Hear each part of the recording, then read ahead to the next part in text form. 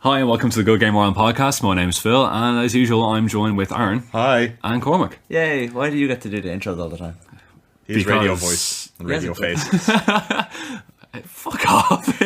Anyway. So we're going to be talking about the games we've been playing this week. There was like a slight gap between this podcast and the last one because two of us were on holiday.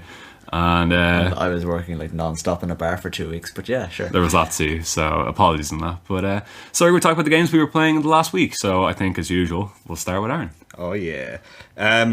Mostly this week, and the last 2 weeks, in fact, I've been playing a game that came out about 6 months ago called Mordheim. Anyone who's familiar with the Warhammer setting, especially the old school fantasy Warhammer setting, will remember it as the really cool 90s skirmish kind of RPG tabletop game.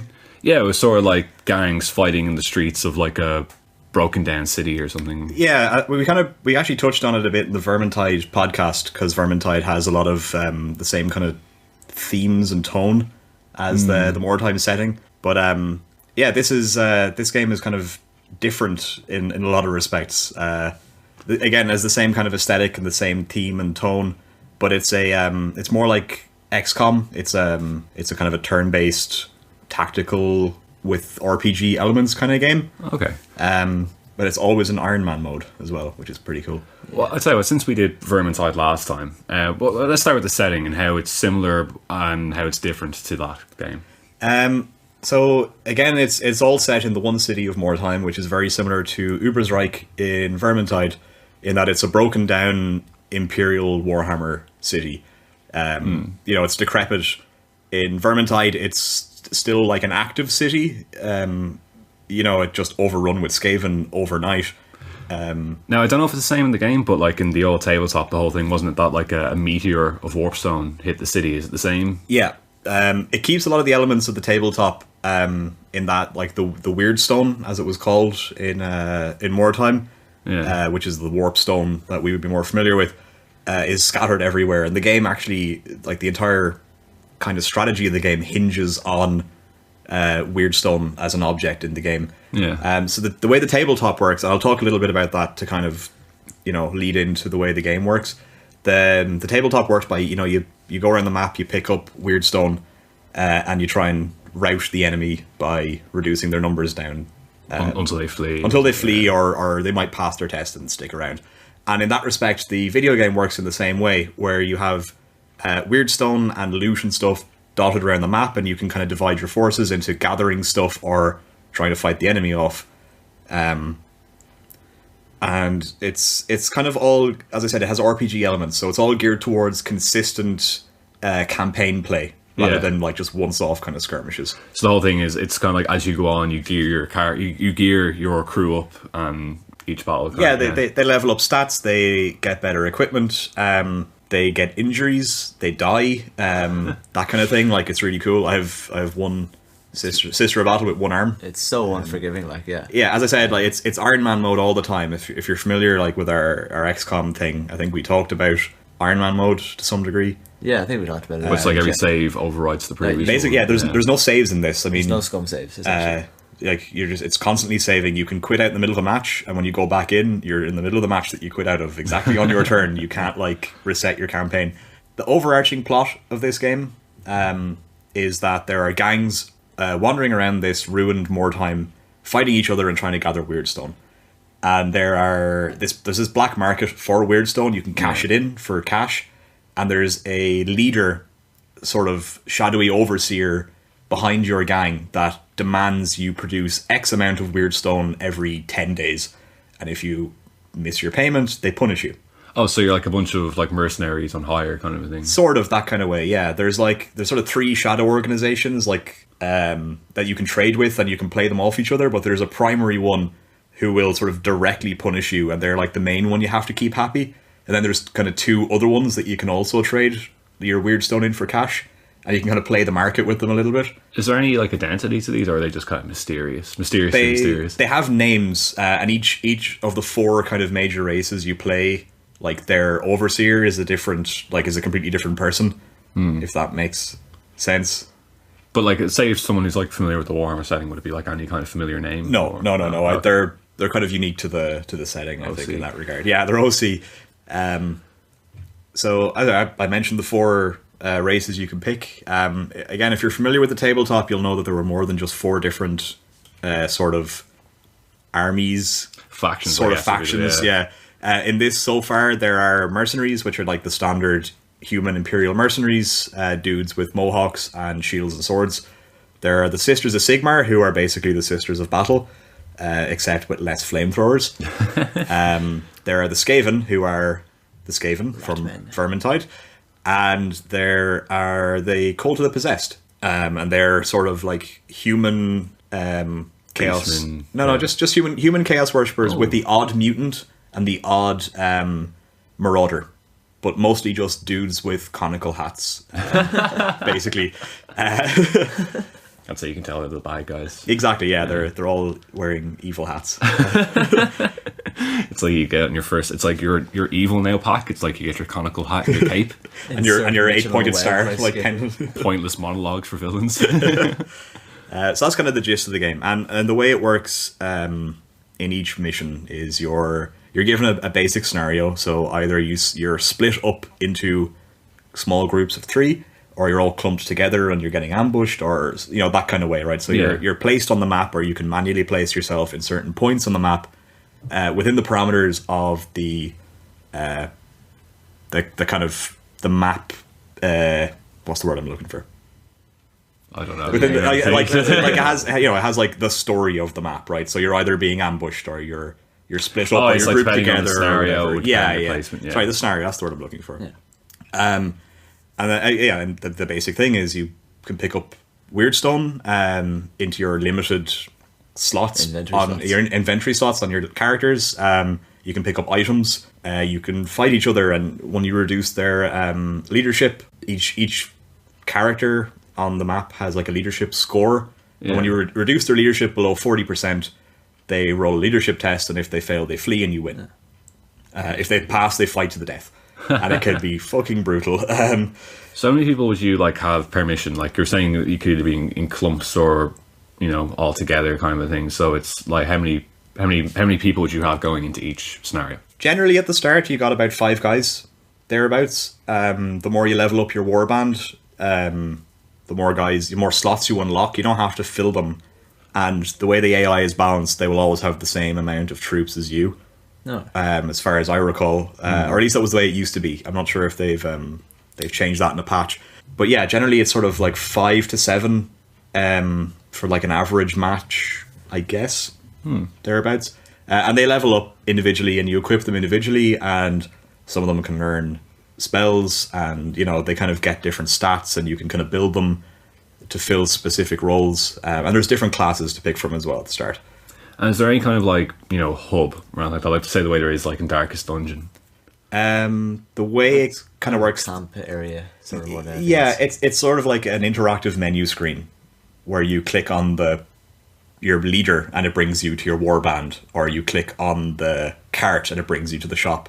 But there's no like main hub where you're running around doing stuff. Yeah, it's just an interactive menu basically. Sounds cool. Yeah.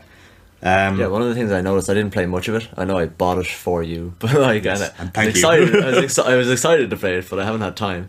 But one of the things I noticed was I was sort of like, I'm going to get tanky guys. So I loaded them up with heavy armor, and then went into my first fight. They can't go down this cliff because they've got like a 40% chance of like passing the agility test. Yeah. And crap, well, they're kind of stuck up here unless I want to be like risky. But kind of like this whole thing, I think Death Watch or something, thanks to a misplaced comma, falling damage was massively lethal for Space Marines. Death Watch was a kind of a bit of a shit show of a book in general. Juggling Marines, like you could min-max. But basically the way Mordheim kind of plays out, like rather than just specifically in map. I mean, it's not grid based. First of all, it's radius based. So you have like a little, it's free roaming, but you have free roaming, and your movement is like there's sort of concentric circles around you, and as you pass over that circle, it counts as one movement. Yeah. But you can also choose to take back that movement by going back through the same point. So you can kind of scout around and see different things, and you risk being ambushed, but you can kind of like run around with one character within the confines of the concentric circles, and as long as you go back along the same line, you can take your move back. free. That gets negated if you take an action, you fall into a trap, you collect an item or interact with the map, then you're kind of set. That's like your set point, and then you can move on from there. But yeah, you can kind of scout around and run around within your ring. It's a bit more freeform than a lot of the grid-based tactics games like XCOM or Halfway or those kind of games. And it's like, I'm assuming the way it works is like maybe similar to a tabletop RPG, a certain amount of action points per turn or something. Yep. You have sort of your combat action points and your movement action points. Certain things take X amount of movement points, certain things are X amount of combat points, and then there's like certain things that do both. So swapping a weapon is 2 movement and 1 combat, but attacking someone is like 2 or 3 combat depending on the person. Yeah. And the weapon. And the weapon and, you know, and the Loads blah, of blah, different. blah. There's factors, yeah. So many stats. Like, it's actually the main thing. I got bogged down in the stats when I started trying to play, just worrying about like, okay, so how many attacks do I have this time, and not having a clue sometimes, you know? And wondering why like this guy with a one-handed weapon was only hitting once, and just going, this is bullshit. How is he hitting me 4 times and I'm getting destroyed here? I think it's probably, I mean, that's the guts of the gameplay. And like, yeah, you're going to lose guys, you're going to get injuries, they're going to become useless. I guess I can probably talk about some of the flaws of the game. Yeah. Would be an ideal time to kind of segue in with that. There's a very obtuse stat page for like pumping your stats in. It's sometimes very, very clear what your stats do, and it'll tell you, and then other times it is incredibly unclear if a stat interacts with other like action points, you know, movement points or your health and all that kind of shit. You know, it can be really difficult to know how to build a guy optimally. Yeah. And there's no help menu really that properly breaks it down, unless there's wikis and stuff, which is, you can't really rely on the community for this kind of thing. It should be something that they do. There's no like proper mouse over. You know, you can't mouse over a stat and it tells you all the stuff it interacts with and all the stuff that changing it will benefit or take away from you. Yeah. It's a bit awkward in that respect. So the whole thing is like, while you could just go and look up the wiki and see what it does, like it really, you shouldn't have to. Shouldn't have to. Yeah. Especially for a game that, I mean, there's no entry level to this game. I mean, you know, a campaign is the campaign. There is a fairly thorough tutorial, in fairness. There is, but it doesn't really guide you through like all the stuff like your upgrade interactions, and it doesn't kind of give you an idea of. Well, I don't mean the storyline tutorial. I mean, there's a separate tutorial to that as well, isn't there? Have you gone through all of that? Nope. Yeah, there's a lot, and like it's it's very extensive. And I mean, the first batch of tutorials, and it takes a long time. It's almost roughly an hour, but it was literally going through basic movements and basic attacks and item switching and stuff like that. Like the different actions and stances that you can go into when you're like moving or like finishing your turn, you know? Okay. And like really went extensively into that. And that was only the first batch of 4. And I know that there was a list of them. Like there's a lot of tutorials that are there to help you along in that regard.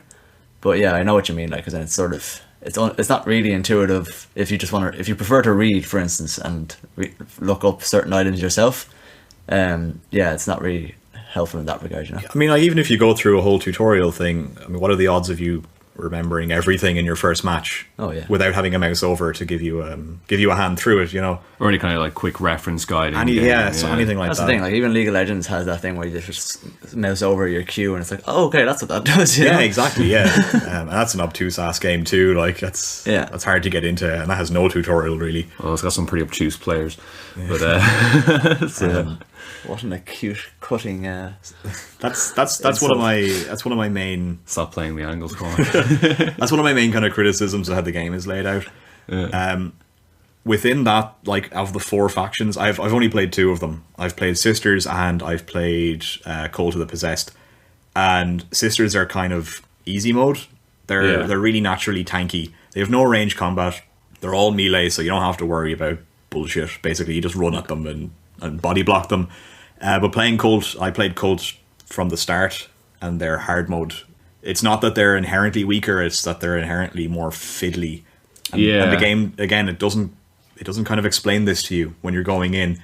Like the simple shit of, you get one of your heroes who you train him up to be like an archer, and it's cool. You got this guy with really high ballistic skill and agility, and he's a really good archer. And then he gets a mutation, and now his arm is a giant club, and he can't wield a bow. So you have this guy fully statted out, and he's like level 5, and you've put, you know, a good like 2 hours of gameplay, 3 hours of gameplay into your warband, and he gets this random mutation, and he's fucking useless. And the game never tells you this will happen. It never explains, like, there's no way of reshuffling your stats when you've invested them back in. There's no like reset. Yeah. Which I guess would like maybe defeat the point of hard mode. But it's just like, I don't know. It's kind of, it's just a bit. It might have been nice to know just, that. Yeah, going in, yeah. I want it. Like, it's like, be careful how you stat these guys. They could randomly mutate into whatever. Yeah, and it's only with chaos that happens. Like, you know. I haven't played much, but what I have played is of Skaven.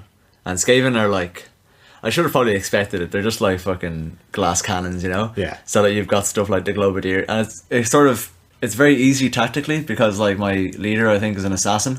So obviously he's going to be squishy. And then I have a Globadier as like my main support kind of guy. And then the rest of them are just like guys with lances and shields and stuff. So the lances and shields, those are the guys that put heavy armor on. But they're just literally just to body block stuff if I need to, which I don't because my Globadier throws poison clouds. Which so it filters everyone through this tunnel. So like they see the guards, they run at the guards, and all of a sudden they get ambushed from the side by my assassin. And it's just like and if the assassin gets hit, like he's pretty much lost like 3/4 of his health straight up. Squishy as fuck. But he gets in there, he gets a kill, and then you body block him with the second one so that no one can get at him. So it's good fun. Like the different tactics that you can employ based on sort of what you have, you know. But I'm looking forward to Rat Ogres. When do I get them? Oh, you have to do some campaign stuff. Rat Ogres. And campaign missions are a fucking nightmare because they're long and slow. Yeah. I played super defensively in this, like my first mission, because I was just like so fearful of losing anyone, because that's how I play all my games. But that's it. Like when it's Iron Man mode, like you can't risk a fight. Sometimes you just can't risk a fight because your guy might get so badly beaten. Like your guy mightn't even lose. He might die in the battle. Yeah. He might just get wounded enough where he might lose 2/3 of his health, and then when he comes back, he's like missing an eye, and he's an archer, and he's like -1. You know, like it's like fuck. You know, it's just really frustrating. So like the game itself through this kind of encourages tactical, safe play. Calculated aggression. The game it does, but at the same time, it's also like a 45-minute long game per mission sometimes if you play that way. Yeah. And who the fuck has time for that sometimes? Really, like... Sort of like when you start out playing Skyrim or something and you're sneaking through every dungeon, you kind of realise, why take 30 minutes to do this when I can just run through it in 5? Exactly, I aggro everything and just outrun them, like, it's fine. It's just... It's good. It's a good game, but it's frustrating. And it's a small team, and I appreciate that they have limited resources. But I will say, literally the very first loading screen apologised and said, look, this game is hard. Deal with it. Like, yeah, and I've read some of their forum stuff on Steam, and they've categorically refused to do certain things because they feel like it dumbs the game down and simplifies it too much, and I respect that to a degree. I mean, it's like a 15-20 quid game on certain websites. So like, you know, you get what you pay for. Really, it's fine. I mean, you get more than what you pay for. It's a great looking game, and it runs pretty well. No, I really like the I like the ideas they employed, because it is it's very different to other turn-based strategies. I mean, it heavily relies on RNGesus, like a lot. You know what I mean? And like, there's nothing less satisfying than like missing 80% attacks in a row. It's like why you hate Fallout Shelter or something. It's like that 80% chance to succeed, fail. Yeah. Oh, let's try again at 75%, fail. Like, it's punishing. It's punishing. Like, I was playing an exhibition match, which is when you can play like these skirmishes against someone else's warband, and they have no impact on your loot or your guys. If they get injured, it doesn't matter. It's just for fun. It's just for fun. Just an exhibition match. First spell, playing as my new Chaos Warband I started up, Nurgle themed, because Nurgle fanboy. Sent my wizard up, first spell, miscast, did 10,000 damage to myself. Instantly nuked. Like, he's one of my strongest guys, he's my leader. Like, fucked up, fluffed the roll. Your leader. How much health did you have normally? You have like 110 health or 130 health. Like, I did 9,999 damage to myself. I was like, eerily enough, isn't that like, fuck this? isn't 9 like Tzeentch's chosen number? Well, it was just max damage on a Nurgle warband. That's scary. I know. Well, it is Curse of Tzeentch. Like, spooky. I think if you roll a 99 and then you roll a 99 again when you fuck up your test, it does. It's like, that's like the worst roll you can get or something like that. And It's the Curse of Tzeentch, and it does, you know, like if you fuck up a test normally, you might do like 10 damage to yourself, or you might get like a minor debuff for a turn. Yeah. This was the worst I've ever seen. I fucking nuked myself. Thank God it wasn't an AoE, because I had everyone around him as a bodyguard. I would have lost my entire warband in one go. Oh wow.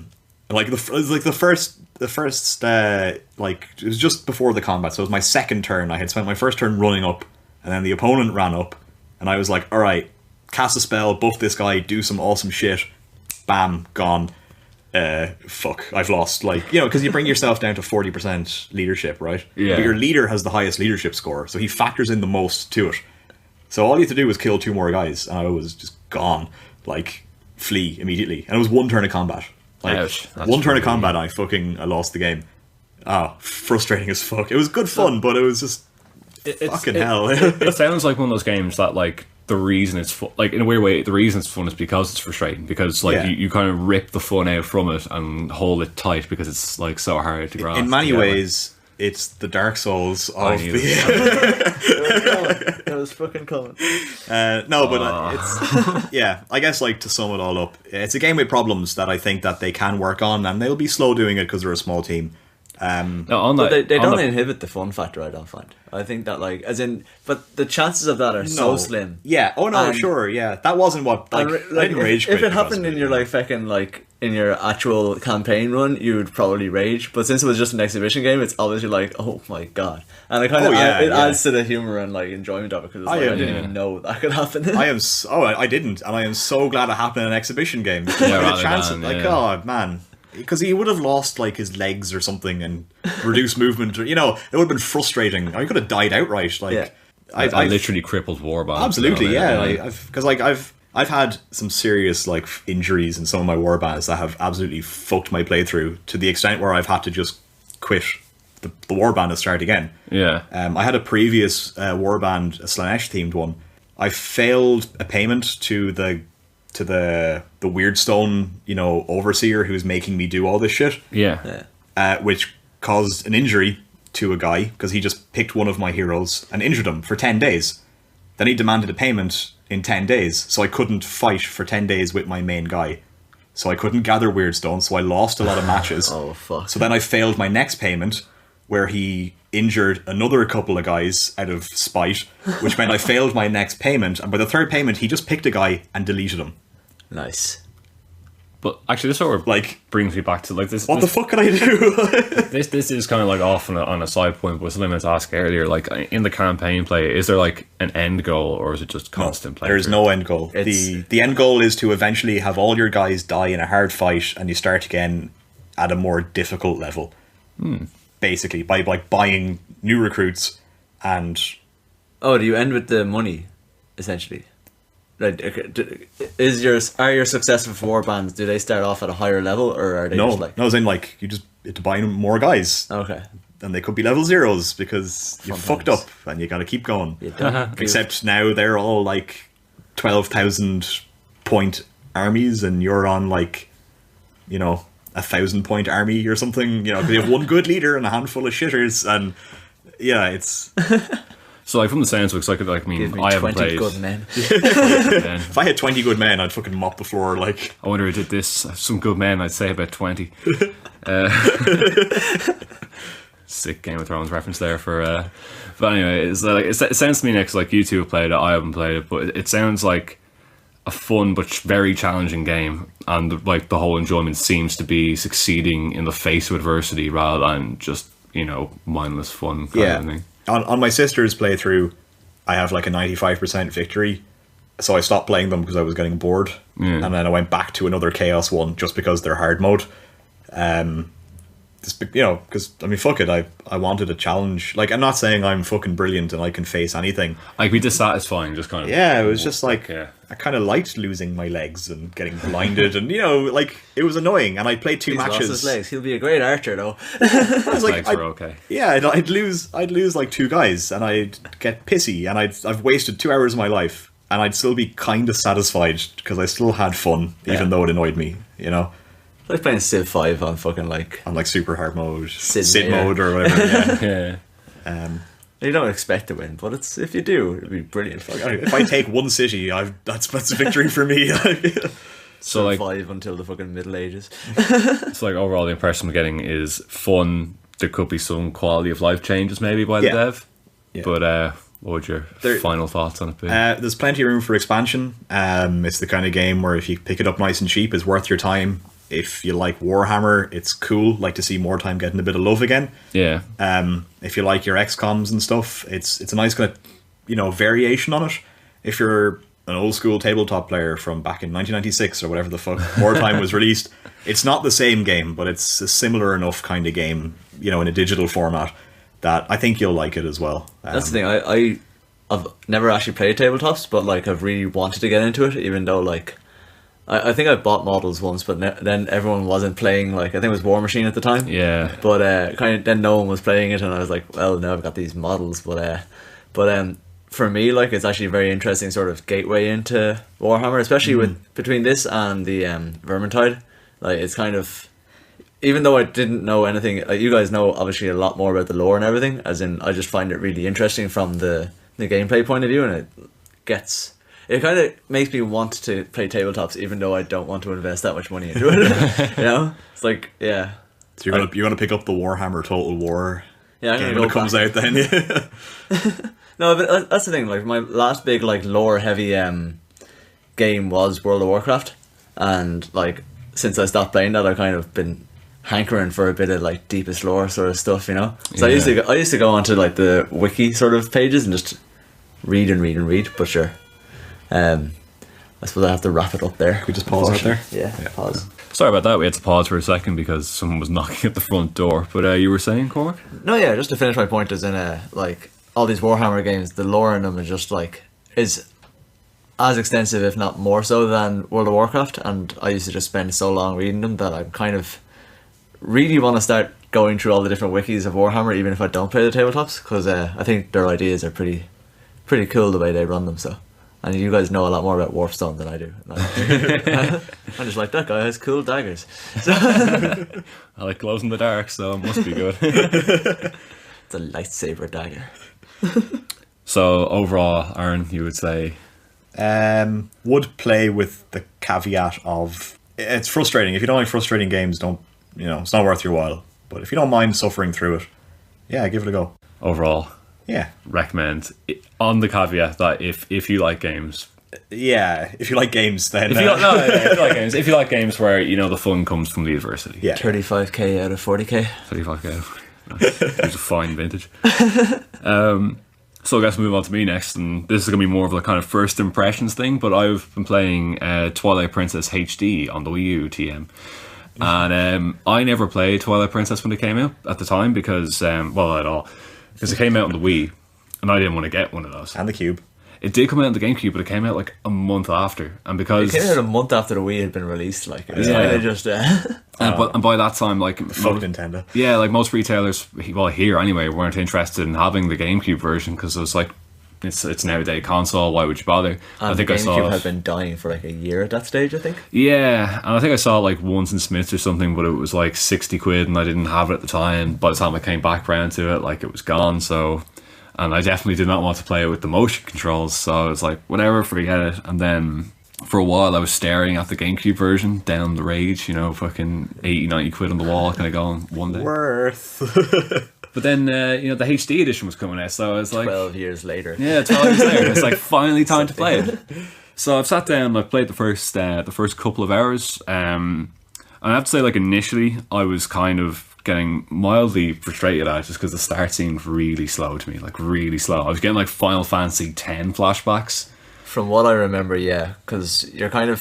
I'm not even sure how long it takes to go into your first wolf form, but I remember that first wolf form being just so dragged out as well. Yeah, that's a dungeon thing. Yeah, you're in the Twilight world. Yeah. But it was like, it starts out and you're just doing like a bunch of random stuff like farm stuff and having pleasant conversations with your neighbours and that, and like it did kind of have a bit of payoff like 2 hours later, but it reminded me a lot of Ocarina in that kind of way. Like you're just gonna fart, like when you first play Ocarina and you don't know how to like speed through the starting section, and you're just bumming around this kind of bland green village. Kids, like. Yeah, like I very much had the impression it's like Ocarina 2.0 because this this came out after Wind Waker, and a lot of people were very angry at Wind Waker because they were like, "This is stupid kid stuff. It's a cartoon. We don't want that. We Too want many boats.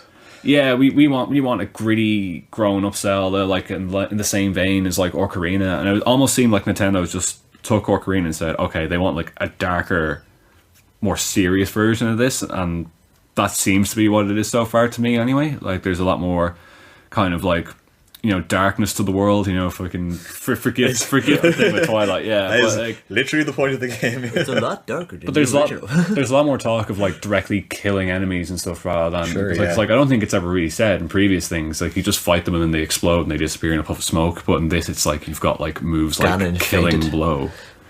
You know, Ganon fainted. Yeah. His trainer recalled him. so like the first couple of hours seemed like really slow to me, but then like when the Twilight World stuff kicks in, then like it really, because all the areas you went through beforehand, like chasing the local kids and stuff, you kind of see how twisted it becomes. It takes on a very sinister overtone. Yeah, like there's a bit of payoff there. So I mean, like it was worthwhile overall, but like initially I was sitting there kind of gnashing my teeth, kind of going, because like I think part of the problem is every time you transition between areas, there's like that like kind of entering and exiting, or exiting and entering kind of cutscene thing where like it loads the next area, and a lot of the initial areas are quite small, so you kind of it doesn't feel fluid moving between the sections. The game PlayStation definitely 1 loading times, like. Oh god, yeah. Dreamcast. The game definitely grows as you play it. In that kind of like it grows kind of. I hate to use the term organically because it's a really overused term, but it does. You know, like it's sort of exponentially, like small area, then an area that's twice as big but still small, and then an area that's twice as big but, you know, starts to feel roomy. And then you get like Hyrule Field, and holy fuck, this is massive. And you know, like even the dungeons kind of seem to kind of grow with your character, with the plot quite well. Like you never really go back to a really small area. Yeah. You know, after you leave the small areas. Like I said, this is all like first impression stuff. Sure, like, yeah. So I wasn't really sure what to expect going in, you know, and because the thing about it is, Midna. like the game before, Midna, best girl. The game before this is like Wind Waker, where like it's just a huge open, endless expanse, and the transitions between everything is very smooth. So it was kind of like a bit jolting, thinking this is the next game in the series, and Felt like a regression almost. Yeah, like because you definitely notice how moving between the areas isn't fluid at all. Because and combined with all the early cutscenes, like it really takes you out of it. That's the reason I was kind of getting Final Fantasy X-esque kind of notions. Because like at the start of that game, you can't walk 2 steps without triggering a cutscene. To be honest, I suppose it's one of the first Zeldas I can think of that really forces you down a path at its initial stages quite early on. Whereas, like, if you look at Ocarina of Time, as soon as you got into Hyrule Field, you could go anywhere. Like, realistically speaking. Like, sure, it locked off a few places, but you could walk around, do whatever you wanted. You could flap around getting killed by pineapples or whatever. Like, and the same with Wind Waker. As soon as you're able to control the wind, you've got that whole, like, 64 grid feckin' map to explore. Yeah. You can go anywhere. And you can go anywhere and do whatever you want. Sure, there are stuff that you can't get by, whether they're like cyclones or whatever. But realistically speaking, like, it's a playground. It's a playground. You can do whatever you want. And Twilight Princess, I suppose, is the first one that says, right, you've got to go this way. You've got to become a wolf. You've got to go through this dungeon. You've got to do this. And that's the whole first period of that game for a lot longer than either Ocarina or I think Wind Waker. Yeah, there seems to be like a greater kind of focus on the story aspect of this game. Like, I mean, it seems a lot more serious. Like when you start out, say Ocarina or whatever, or even Wind Waker, where the whole thing is you dress up in the tunic and it's like it's just a costume, jaunty ass music. Yeah, it's like, oh, look at you dressed up like the hero of time. Or like in Ocarina, it's just like all the Conquerors wear it.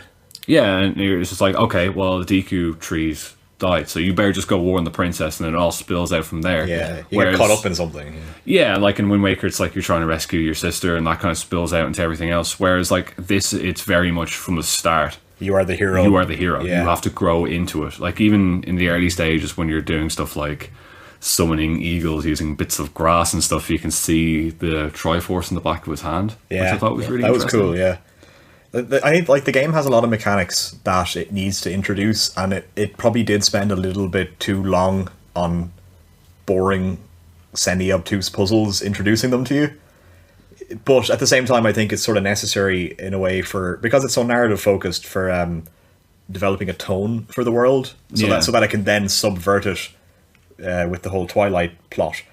You know what I mean? Like, it's kind of like in Kingdom Hearts, where it's like, oh look, lovely Disney, and then suddenly it's like, holy shit, all this kind of grim, dark, shit is like spilling into the world and corrupting everything, and it's, you gotta revert it back to Winnie the Pooh because 100 Acre Woods, and it's yeah, it's like when you first go back into the woods after it gets infected with the Twilight, and all like the Deku shrubs and stuff are mutate into these horrible looking things, and the same with the what they call the bats, the Krees or something, or the Keys, like bats, yeah, fuck bats. The Zuzu bats. I really quite liked it when you like turn into the wolf in general, it has that dark, overlay, and it's kind of like your wolf senses, the detective vision. It was cool, like everything in a kind of like two-tone grayscale kind of thing as well. Yeah, like it adds to that. Like, yeah, it's dark and gritty, and some can pass it off as being like faux mature, but I actually think that it might be a little bit too dark and gritty to be a kid's game. Yeah, I mean, even quite naturally, like even the part where you first come across the specter of the hero, where it's like this, like, what they call skull. It was basically a skull, not Skulltula. That's the name of those spider ones. The spiders, yeah. Stalfos. Yeah, he's just a Stalfos who you come across randomly, and you're kind of going, what the hell's going on? Yeah. Like you just assume it's an enemy, but it's like, oh no, I'm here to help you, kind of a thing. But like the entire time he's doing it, he's spooky looking, yeah. Yeah, and there's like this hollow breathing because he's a skeleton, and there's definitely a very concerted effort to make like a more mature game. I would say like some of the mechanics so far, again, I'm not that deep into the game, so I haven't gotten too many items or done too many like the dungeon puzzles and stuff, but I really like how Midna is implemented in the game. It turns out the companion mechanics, because like in Ocarina of Time, you had Navi, who was just annoying as hell, constantly going, hey, listen, did you know that you can open doors by pressing A and all this stuff? And Midna's a snarky bitch. Pardon? Like all the other companions don't really do much. Like, as in, like, like someone might curse your boat, you have a necklace as well. Tesla talks to you through it. Does she? I can't remember. The second. I'm making a point about something I don't know. No, Tetra talks to you through the necklace a lot of the time as well. Like in Minish Cap, it was your hat and stuff, and I haven't played Skyward Sword either, but apparently that was the most annoying one yet. But like Midna has like a proper personality, and the way you use her initially, which is like, jumping up ledges and stuff, and with her weird head hand. Yeah, I think that's really cool. Like right away, like it gives you a more positive predisposition towards the character, because A, it's an actual character who you're interacting with, and B, like the way she's used mechanically in the world to do these jumps and stuff. It's like a Banjo-Kazooie thing. You're almost kind of swapping between two characters to fulfill roles in a way. You're actually directly utilizing it rather than just the character giving you advice on how to beat a thing. It's actually helping you beat the thing. And like she'll be like sarcastic towards you and stuff as well. All the time. which is great, rather than just, hey, listen. Constant, just that you can hurt enemies by hitting them with your weapons. And I thought that was really great, because I mean, again, it's actually just so different to the other games in the series, where the companion character is literally just an exposition mouthpiece. And like I'm really enjoying the design aesthetic of the game so far. I mean, I think the music is fantastic, especially the way it kind of layers in some of the more classic tunes, like the Great Fairy Fountain, into your conversations with the spirits, and like it actually gave me like shivers down my spine. Like, I thought it was great. Like, the sound design's amazing. The depth of the songs as well, like, the physical layering of instruments. Yeah. Like, it really adds like a robustness. It's kind of a thing with especially the console versions of Zelda, like, that's kind of always top notch. That sort of orchestral kind of scores that really like are just tone setting and just perfect, like, regardless of where they're used, Like, that was probably one of the best things about Skyward Sword, for instance, like, as in soundtrack. Even though so many people had problems with different aspects of that game as well, the soundtrack was just perfect, And that's kind of something consistent across the board, thankfully. Or even like the sound, the music that plays when you're fighting the Twilight enemies, which is this really kind of weird, disjointed kind of music. It sounds great, but like it definitely wasn't what I was expecting, and I think that's really good, because it kind of it's so alien to the series, and you're fighting these weird alien creatures. Like, it just fits it so perfectly. I quite like how in the game in general there's this kind of feeling of emptiness, not in a like, oh, the programmers didn't populate it, but things feel lonely, you know, and the sound design, like, you know, your shouts echo to a degree, you know, that kind of way. There's a certain like depth and quality to just the kind of passive sound effects in a lot of places. Yeah, I haven't really picked up too much on that now, because like the only place where I really got that feeling was when you first enter the Twilight world, because the rest of the time I've been playing, I've just been kind of in around the starting village and the forest and stuff. Sure, yeah. So, I mean, those areas still feel, they have the familiarity from the slow start. But like when you first go to the Twilight world and it's like, oh, this is spooky. It's like what's happening here? Is it like the ruins of the future, the ruins of an alternate world? It's like, oh no, actually Hyrule itself is completely fucked. How do we fix this? I can't remember. I know you are like at the start of the game, and I haven't finished the game in the last 12 years. I finished it once, but if I remember correctly, the ending of that game is actually like one of the better endings in a Zelda game. So you have that to look forward to in 40 hours time. Yeah, Enjoy. Get cracking, and we'll talk to you on Sunday. Yeah, because I've actually somehow managed to avoid spoilers on the game all this time. Fair play, yeah. I mean, the only thing I know about it really is like Ganon's going to show up at some point, because he always does, and because he's on the box. You know, which is just like true, yeah. Spoilers. And he was in Smash Bros in the Twilight Princess style. Yeah, that's true. I suppose one thing that is worth mentioning now, just because like it is the Twilight Princess like HD edition. Now, granted, because I mean I haven't played the older version of the game, either on the Wii or the GameCube, I can't really comment on how it stacks up next to that, because again, like, because these games are so old, I don't know how good they look on a new TV or modern TV. I would say the game does look very good on my monitor. Some of the textures are really nice looking, like the water textures look amazing. Yeah, I remember that actually. Even on the GameCube version, the water textures were fantastic, I thought. It's like even some modern games, like even like Vermintide has some horrible looking so water bad. textures. They're actually atrocious. Yeah. Or Gears of War Ultimate Edition has somehow got worse water texture than the original Gears of War. I have no idea how, but and the game looks very pretty. And like it looks completely fine on, you know, my like 920 1080p. I can sense a butt coming. Yeah, the butt is that the wolf model itself, when you're in wolf form, the wolf just looks so flat. It just looks textureless. It looks like, I don't know, like a misrender almost. A grey poly, like. Yeah, like it looks like they forgot to put the fur on him or something. It's he's very flat looking, and because like a lot of the initial section of the game you're playing is that, like, it doesn't look great. Now, to be fair, you're fairly distracted by all the other stuff that's going on, because obviously when you first become the wolf, you're in the Twilight Zone, Twilight World, whatever you want to call it. Yeah, beyond the scary door. Beyond the scary door. Rule. So there's a lot going on in terms of, like, all the monster designs look so weird and stuff, and you're more focused on the sort of disrepair of the world. But because there's so many cutscenes, you can't help but just kind of go, that wolf just looks flat. What the hell's going on? I mean, when I played the game, I played the Wii version on a 4x3, like, maybe old school television, like a 16, 15 inch, you know, CRT grainy ass motherfucker. Yeah. So I mean, everything looks kind of flat and grey. In general, I'll have to see it, and I'll have to kind of compare the two. Yeah, I'd be interested. If it's a case of that's the way it is, that's really shit. That the main kind of secondary player character model is so bad. Yeah, it's because like I was saying, like, that's the one thing I can't comment on. Now, I remember, like, in the lead up to the game being released, like when the HD edition was announced or leaked or whatever the hell you want to call it, because it was accidentally leaked through a Nintendo, like, the eStore update. Alright.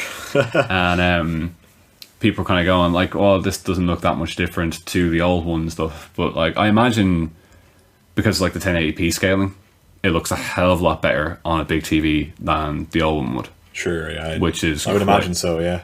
Which is quite important because, well, as anyone who's come to any of our games nights would know, and we know ourselves, or even just people who play old retro consoles on their new TVs, some of the stuff does not scale well. No. But like, this looks fantastic. It does look fantastic on the screen, and almost everything looks really nice. It's just that one thing that doesn't look great. Shame. It's not even that. Yeah, it's noticeably flat, I think, which is very distracting. You know, and definitely because like a lot of the early cutscenes are just stuff like, oh, I wonder who this person in the cloak is. Maybe it's Zelda. It's definitely Zelda, but maybe it's Zelda. She took the hood off. Wow, it's Zelda. Oh, it's she. It's absolutely amazing. Like, I know the whole thing is that, like, whoever Link's never met Zelda before, so he doesn't know who the hell it is, but it's just like... We do, so yeah. It's so painfully obvious. But, so would recommend, wouldn't recommend... It sounds like I would recommend. Yeah, no, just the last thing I want to mention before we move on is, like, the controls, because I've been playing... on, like, the whole reason I never really played it on the Wii was because I didn't want to do the motion controls. Waggle stick was fine. I had not a problem with it. I'd say it was fine, but it was like, at the time, like, it just seemed so gimmicky. Like, I didn't get a Wii for ages. Like, I got like a Wii towards like the end of its life cycle, and I only got like a handful of games on it. But to me, it just seemed like this big gimmick thing that I didn't want to go near. And I'd say the game handles much better on the GameCube pad, because it's what the game was designed for. Yeah. But I've been playing on the Wii U gamepad, and it's mostly fine. Like, I mean, the only thing I would say is that the touchscreen's kind of wasted. Like, all you really use it for is assigning items to different buttons by just dragging them across, because almost everything that's on it, on like the Wii U like gamepad screen, is just on the main screen in front of you. And I was kind of disappointed you couldn't play the game through the gamepad screen like you can on other games. Like, you could play like lots of games like Pokken Tournament and stuff just on the gamepad. You could play Mario Maker just on the gamepad, Smash Bros just on the gamepad, but you can't with Mario Kart even. But you can't with this, and it's a real shame because it doesn't really make too much use of the touchscreen so far anyway. Yeah. Get the HD 1080p edition to watch it on a tiny screen. Yeah, like, I mean, it's a relatively small gripe, but like, I don't always play with my Wii U hooked up to a TV. Sure, yeah. Like, I like fair. just having the gamepad and sort of lounging back with it, like, rather than, you know, setting up intricate mirrors so you can lie back and watch. lie back and watch. It's like the Wii U is very much my sort of chilled out, I just want to sort of like lie down and listen to music kind of thing while I draw out Mario Maker map kind of a thing. Yeah. So I'm kind of disappointed that I can't do that with this. The only other thing I'd say about it is that, like, maybe it's just on my sticks, like my sticks on the gamepad, but they seem like a little too highly tuned for the game, in that, like, I'm almost moving too fast through areas that I mean to, you know. Okay. So I have to make it's kind of like kind of put me in mind almost of like Mario 64, where it was like you have to make a kind of more concerted effort holding the stick just to move a little slower. Do you know, I think on the Wii, I kind of remember that being the case too, with the nunchuck control. Maybe it's a thing with the game itself rather than the controller. That sounds kind of, I mean, again, like Cormac, I haven't played the game in years, but that does kind of sound familiar to me as well, of it running around in circles a lot, trying to get somewhere, you know, that kind of way. Yeah, because you can't aim properly. I find myself accidentally, like, especially on Epona, I found it like somewhat difficult kind of turning around a bit if I accidentally ran into a wall. Yeah. Especially because they have these like special animations for her moving back the way a real horse would, which is really fantastic. Yeah, it's super but nice, it's also really annoying when it's like the third time you've run into a wall and you can't flip around. Just get good scrub. But like the only thing about the game that's really kind of made me go, oh, for fuck's sake, so far. I mean, sure, the cutscenes were kind of like a bit teeth gnashing at the start because they're every few minutes, which kind of takes you out of it a bit, especially when, you know, you think, you know, it's like a Zelda game, you could just talk to people rather than have all these cutscenes for it. But the only one that made me go, oh, for fuck's sake, is when you first summon that eagle. Oh. Because you're trying to get like a basket or something off this monkey in the distance. It's on a cliff thing or some precipice, And like the first time I was doing it, I thought I didn't realise I was meant to be getting the basket. I thought I was meant to be retrieving the cat on the far side of the river with the eagle. Aiming it the wrong direction. Yeah, so I aimed it. It went sort of just flew against the cat and then flew off again. And I was like, okay, I'll just call it in again. Carry the cat and eat it. Oh shit! So I like did the whistle thing again. I did the entire cutscene again, and every time I've had to summon that eagle, it's done the entire cutscene, and it was just like, this is so annoying. Like the first time it happens, great, but you should be able to skip it after that. Yeah. Press plus to skip. That eagle's just so annoying in general, especially when you go back to the village for the first time in wolf form. And it's absolutely murdering you because you have to get over to the certain side of the house before Midna will give you the prompt to jump up. Yeah. Because if you try and do it from even just facing slightly the wrong way, she's like, why don't you just sneak up behind him? It's like, okay, I'm trying to do that now if you'll like go up on the roof so I can jump to you. Why don't you just sneak up behind him? Maybe you can jump on something. It's just like, Midna, please. Passive aggressive. But yeah, I'm having an absolutely great time with it so far. Like, I'm really looking forward to sort of getting into the later sections of the game. I'll probably come back to this again at a later podcast when I've played more of it, because, I mean, obviously it's not a full review. Anyone who's played the game, you know, you're going to have your mind made up already whether you enjoyed the game. But all I'll say is that, like, if you haven't played it, so far I'm having a lot of fun with it, even though it's a little bit darker for a Zelda game and has some minor kind of Final Fantasy story heavy elements coming in. It's still the core gameplay is actually really smooth, I have to say. Yeah. Like, because the last game I played before that was Wind Waker, where they kind of took the 3D gameplay was at its smoothest, you know, like, it was really, really good, like a big step up from the likes of like Majora's Mask and Ocarina of Time. And this seems to have taken it like another step again, where there's like just sort of like an effortless flow between moving around the world map and then kind of locking in to fight against things and stuff. Because you know, when you play Ocarina of Time, you do the Z target and it's like, wow, it kind of goes into like cinema mode.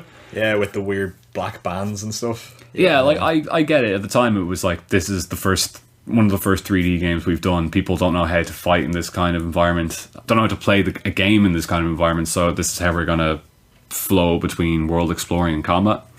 But it's just so smooth in Twilight Princess. Yeah. So yeah, like, if you played the game already, you know, your mind's made up on it. But the HD version, it does seem really pretty to me. Now, I don't know how it compares to the previous game, but like, it looks really good to me. Especially like the world textures look amazing. The only thing I'd say is the wolf texture itself doesn't look so great, but everything else looks amazing.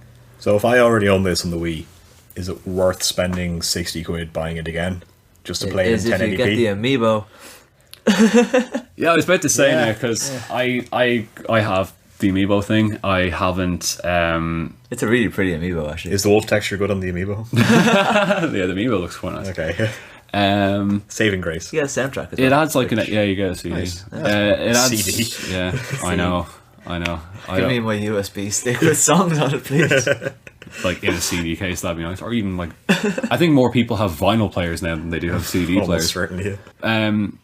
It kind of depends. Like, I mean, if you go back and play like, you know, Twilight Princess and it looks disgusting on your like 48-inch TV, then yeah, this is definitely worth it, because it'll make it, you know, not, you know, burn your eyes out when you're trying to play it. Jaggies everywhere, yeah. Yeah, Okay. Again, I couldn't say what other elements have been improved. I imagine loading times are faster. They seem to be like almost instantaneous.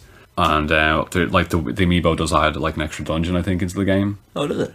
Yeah, it's something like that. Cool. It's there's something of Ganon, Shadows of Ganon or something. Oh, Okay. grim. Yeah.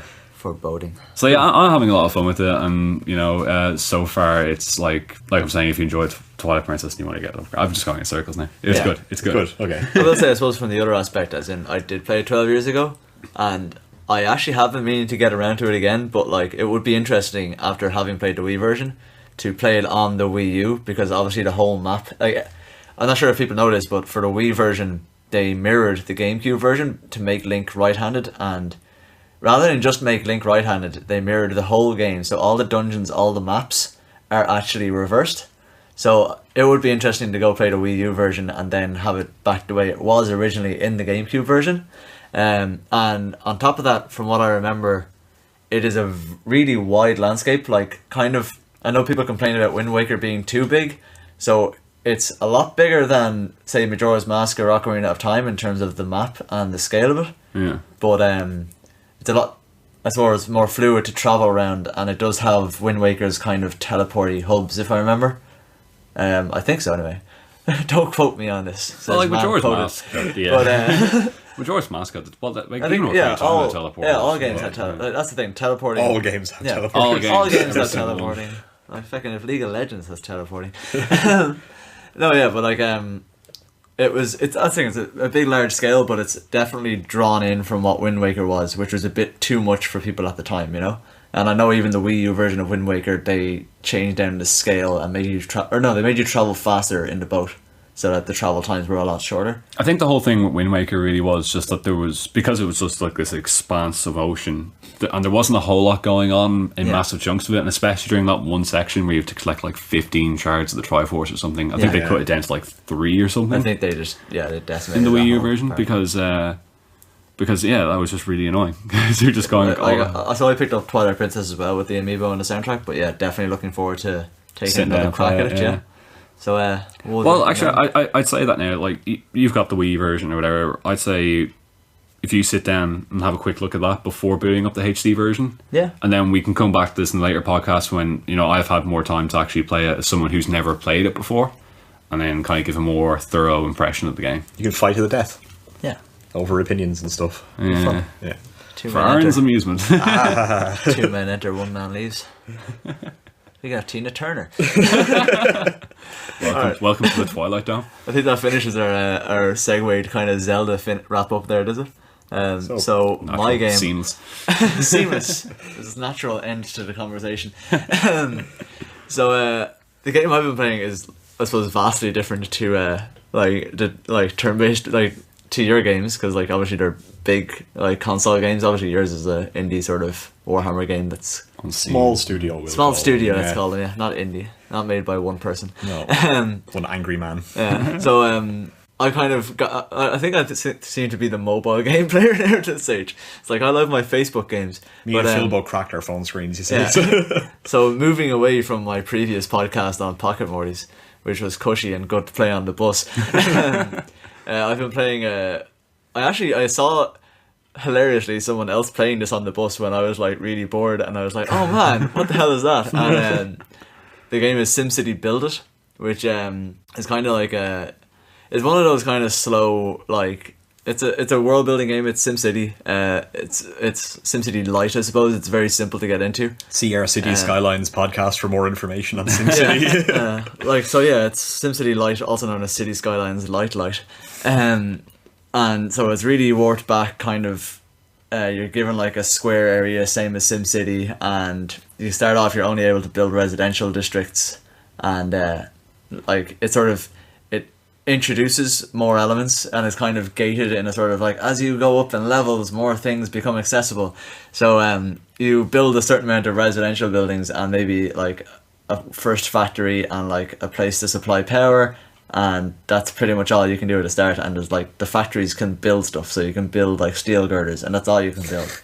And you can build them like American Midwest simulator. yeah, but like, that's the thing. You're just building them, and like it takes a minute to build each one, or you can pay like real money cash to speed up that production. Oh, the freemium element right there. So then you can upgrade your buildings, and upgrading your buildings gives you gold and obviously more population and experience. Gold or simoleons? Simoleons, sorry. So different currency. The exchange rate's completely different. So the simoleons are the in-game money that you can earn all the time by selling stuff in-game, and then the other stuff is sim cash, which you can get by spending money or watching, like, as in it prompts you that like a little ad is available to watch, so you can watch like a 30-second ad and get free sim cash. Itchy and scratchy books. Yeah. So like to be honest, like, you're sighing and you're like, oh, fucking arsehole is trying to get money, but like the sim cash, like you don't need a lot of it. Like they open up more slots in just $60 worth. But they open up more slots in like your different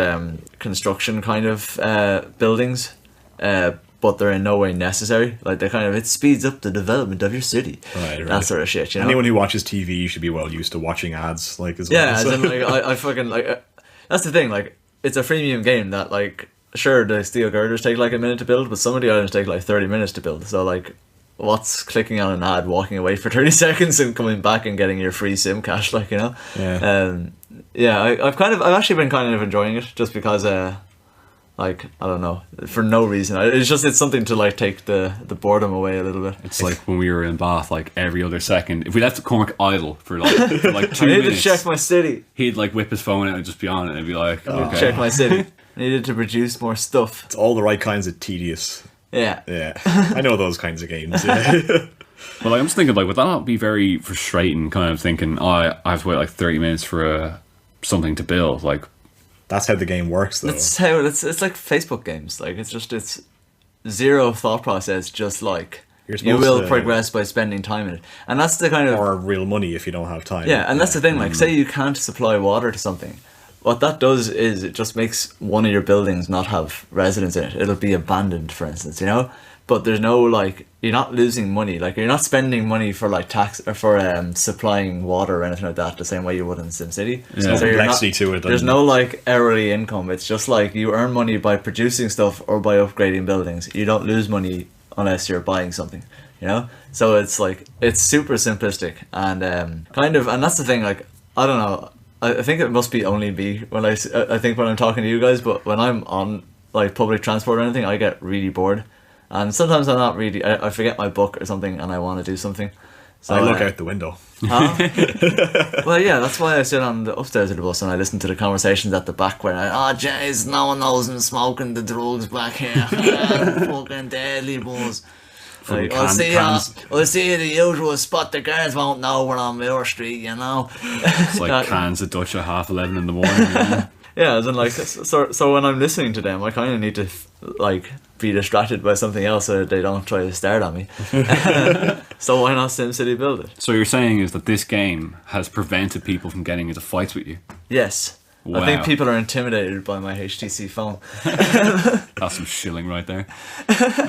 So what sort of stuff like is in this? You said you can build residential stuff. So yeah, it sounds really vague. Yeah, that's the thing. Like it is really vague. It's right. It's like I'm not sure if you're aware of this, but there aren't very many good like phone games that you can get easily. As in, like you're better off emulating like NES and SNES games, to be honest, and like Pokemon rather than like buying or play drafts. But that's the thing, like the unfortunate truth is any free mobile game, like as good as it is built or whatever, they're only free because they're trying to fucking either shill ads at you, which this one does, or make you spend money because it's getting frustrating, you know?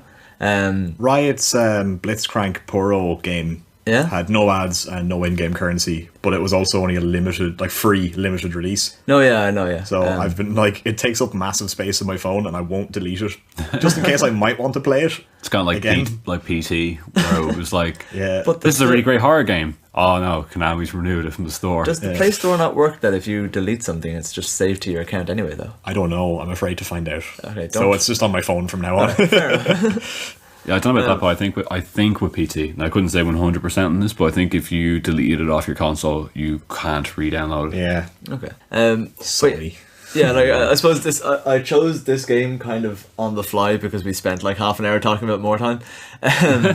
So I thought I'd choose something very simple to talk about. Well, like you were saying, like there doesn't seem to be any sort of drawbacks to stuff, because you were saying to me the other day that your city had no police in it. That's the thing, as in, yeah, it's sort of like, so you level up and that unlocks like the fire stations, the police stations, more production sort of possibilities and stuff like that. But that's the thing, like say you level up from level 9 to level 10. So at level 9 you didn't have fire stations, so you didn't have to worry about like fire safety. And then all of a sudden you're level 9 or level 10, you have fire stations, and everyone's complaining, oh, my house is burning down. Oh, I'm gonna like burn my house. Oh, how do I cook chicken? I don't know. So the fires only Let's started see. once you got a fire service. Yeah, exactly. That's so crazy. Are they starting the fires? This reminds me of in Civ. It's like, we only invented iron when we invented ironwork. This is the this is the problem with privatization of public services. It's actually a really clever meta commentary on A scathing satire. But so yeah, so like whereas water supplies and power supplies sort of just travel along the road network, same as SimCity, fire stations kind of have like a radius that they're effective in, you know? So like the fire station, you put it in the middle and it affects like 9 buildings around it. So like, and there's fire stations of different like size and whatever. It's like for a proper city, you'd need like 20 fire I'd say stations. 9 buildings, but like 9 buildings could be like huge high rises and all this sort of stuff, because you can upgrade all the way to Okay, yeah. that was the funny thing, as I was playing, I was just like, oh, I'm not going to put down too many residential buildings. So at the start my building was just like one sky rise. Like the middle of nowhere. It's just like, what's your city look like? And it's literally just this fucking like 30 floor building and one fire station. It was like that weird estate they built in Maynooth up out of the college, out the Moyglare Road. It was just like this weird block of apartments, but you had to walk like half an hour out of town around this really loopy road to get back to it. It was really baffling because it was like out in the middle of a field, like, removed from the town, this fucking like massive block of apartments. It's probably just like super cheap for them to build there. So yeah. But no, yeah, it's mindless and whatever, and you like Phil will never play it, and like it's just a nice. Why it's too cerebral. It's too like Phil doesn't like city building games anyway, apparently. So he's definitely not going to pick up a game that's literally just like tap, tap, tap, done, ignore. Well, it kind of like Fallout Shelter kind of ruined building games like that for me, because the whole thing was, But they all run off the same vein. They're all like, they've got an implied difficulty level, which is just there to force you to spend money.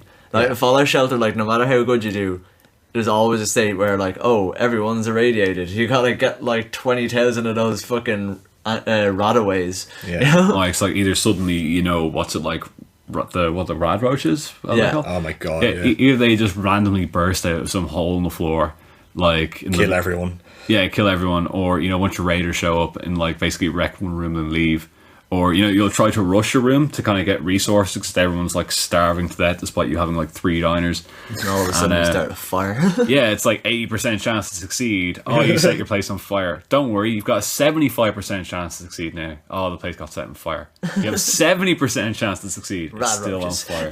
Rad roaches, yeah. Some sort of horrible raider rad roach combo. Something bursts through the floor. It's rad roach with a machine gun on fire. Start the reactor. Oh man, I really want to go play Half-Life now. But yeah, I chose a simple game, so there's not really much to talk about. It's free. It's pretty easy to progress in. Is it fun? Huh? I've actually kind of been enjoying it just because of the gated stuff in it and the achievements in it. So at the moment, I've got like a 50,000 population and I can send out cargo ships. So now I'm producing stuff for a reason, which is like to send out cargo ships, and you get like golden keys. And the golden keys, essentially, the way in SimCity you can specialize into like education or public transport or different like wastage sort of services. Yeah. So you can kind of bylaws for your town and stuff. And so like I actually haven't even bought one because they're like expensive in simoleon monies. Like it's like 40,000 to get a Department of Education or something like that. So I've stagnated the building of my city just to like get more simoleons. So from that point of view, like at the moment, Chamber of Commerce simulator. Yeah, but that's the thing. As in, I like the golden keys would unlock like the public libraries and then like the primary school, secondary school, university sort of level stuff, and they're actually ridiculously easy to get because you just send out cargoes once every now and then, and then as you get more population, you can unlock like the disasters, and there's achievements for being able to survive different disasters or doing different things. Well, you like implement a disaster? Is like you like research a hurricane? You can implement a disaster and just like start a disaster in your city. I haven't got that far yet because I think it's... That sounds chaotic. Just sitting in like the Dublin mayor's office, and you're just like, this place could do with good tsunami, an earthquake or something. I had to shake them up a bit. Yeah. That's the same with SimCity, like, as in, like, every now and then I'm just gonna send a big fucking monster like through my city. Yay. Save beforehand. Yeah. Like it sounds to me like this is the kind of game that like it's really great if you're playing it in very short intervals. Like if you're kind of like standing in a queue for something and you kind of go, I'm just gonna I'll just set this up so I'm building like a skyscraper, and in half an hour time I'm queuing for a sandwich at the fucking local deli counter. I can like crack it out again. Oh, the skyscraper's finished. Now I can move on to the next thing. Yeah, pretty much. Like, and it's the same as all like there's so many mobile games that incorporate the exact same style that are quite enjoyable but a little bit tedious, and it's literally just to pass the time away. Yeah, it still doesn't sound like my cup of tea really, but you'd rather wallow when you're on Wii. Silence. Just stand there and contemplate life. Stare into the middle distance. And the abyss stares back. Very good. A quote from Albert Einstein. 2016. 2016. That's the thing. And the same as with all those sort of Facebook games and like phone games. The start, like, obviously I started playing it when I was in Bath. Like I just like downloaded it in Peters and started playing. So that's why I was playing every 10 minutes, because it was like the production. The term is having a bath. Having a bath with Peter and Phil. With Peter and Phil. Yes. Okay. 3 in a bath.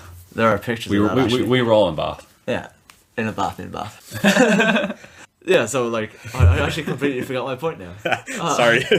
So yeah, like as in like the start of any of those games is in there's stuff to do every like 2 minutes, you know what I mean? And but it reaches a stage where like it's 45 minutes to produce an item, so like I'm just gonna click, produce, walk away from it, you know? And because there's like no horrible failure state from the sound of it, like you can't just leave it idle. No, yeah, there's zero like failure state. Things just stop rather than fail. Yeah. But no, I've enjoyed it. Like, waste of time playing it. So like if you're looking for something to do, would recommend out of free game. Yeah, sounds good.